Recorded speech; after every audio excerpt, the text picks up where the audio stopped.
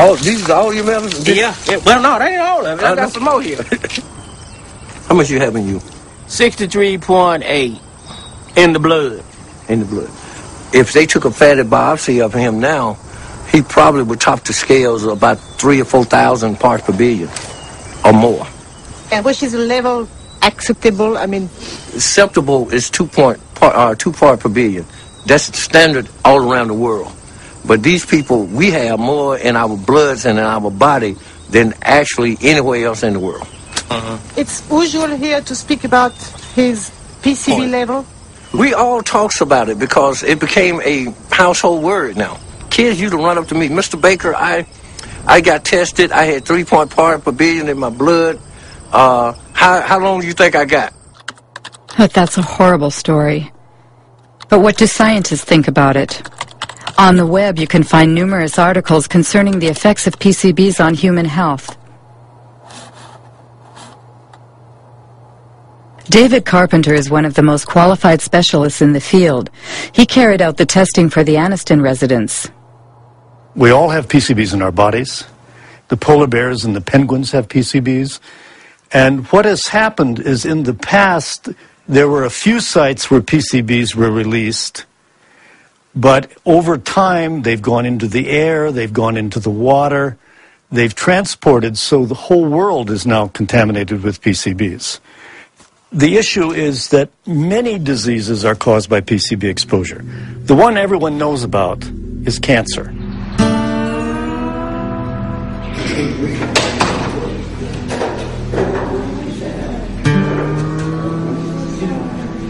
My test results stated that I had 202 parts per billion in my system. Women that get pregnant and have PCBs in their body will have a child with a reduced IQ. 29.6. PCBs cause reduced thyroid function. Oh, 1,800. PCBs interfere with sex hormones. Pass away, I just let me pass away. Pass away in peace. He's going to pay, I said then. He is going to pay for the way that he has done to us. In 2001, 20,000 Anniston residents filed 2 lawsuits against Monsanto. Monsanto and its subsidiary, Solutia, settled by paying $700 million to compensate the victims, to clean up the site, and to build a specialized hospital. But no Monsanto executive was ever sued. To do justice. Under American law, in most instances, it's very rare for executives or officials in these companies to be held criminally responsible. So we have the civil system, the civil courts. We make them pay. And the truth of the matter is, in most instances, the price these companies pay decades later is a fraction of their profits. And this is why it pays to keep these problems secret. And it makes you wonder what they might be keeping secret now. I have to say, we would never trust a company like Monsanto to tell the truth about a pollution problem or about a product. We would never trust them. Ken Cook says we would never trust a company like Monsanto. So what about Roundup, the world's favorite herbicide used by gardeners and farmers alike? What is it exactly? It's the brand name Monsanto gave to glyphosate, a so-called non-selective or total herbicide because it destroys all plants. First sold in 1974, it owes its great success to Monsanto's unwavering claims that it is biodegradable and good for the environment. Voici Roundup, le premier désherbant biodégradable. Il détruit les mauvaises herbes de l'intérieur jusqu'aux racines et ne pollue ni la terre ni l'os de Rex. Roundup, le désherbant qui donne envie de désherber.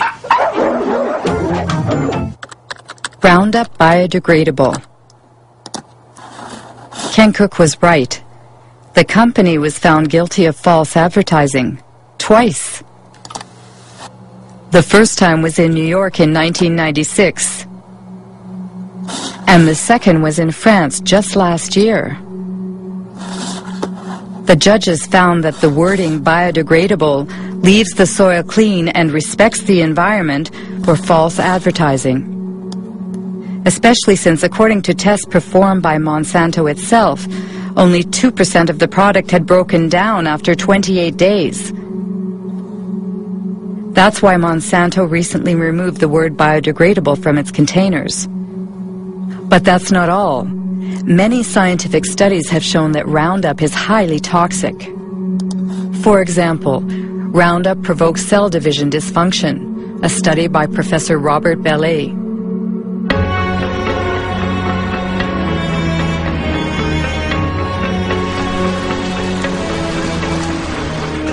Professor Bellet works for the National Center for Scientific Research and the Pierre and Marie Curie Institute in France.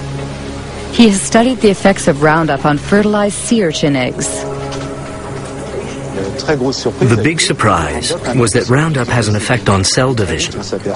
We saw very quickly that Roundup affected a key process in cell division.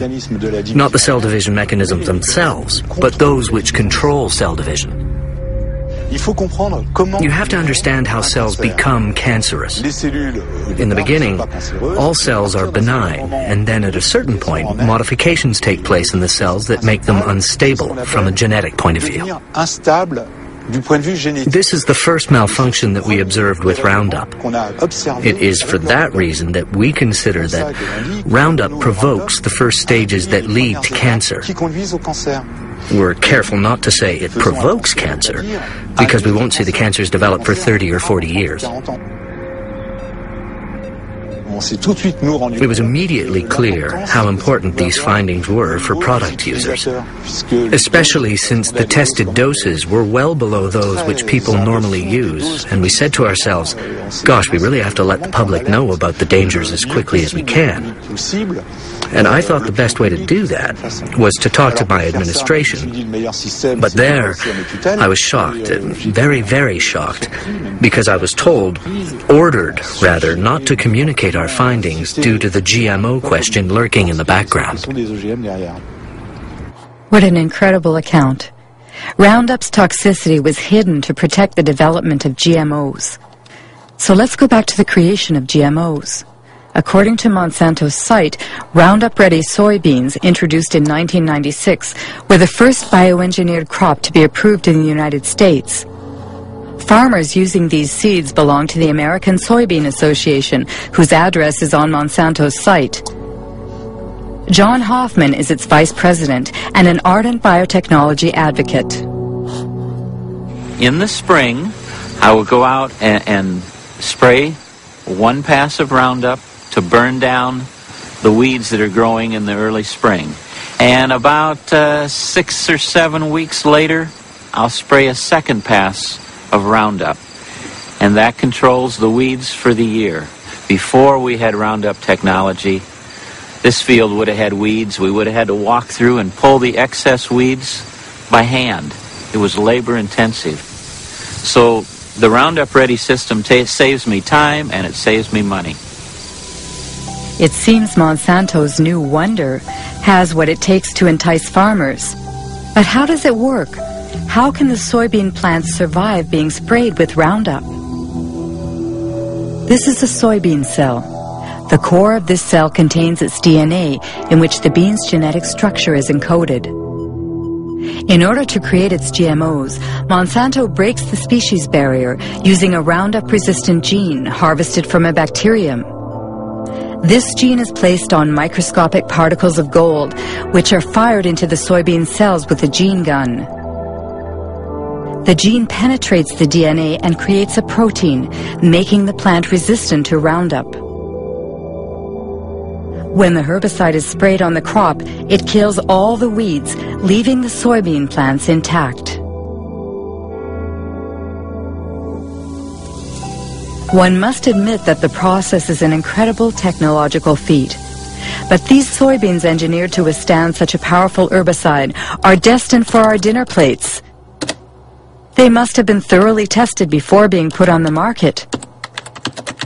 Who was the Secretary of Agriculture at the time? Dan Glickman, Bill Clinton's Ag Secretary from 1995 to 2000.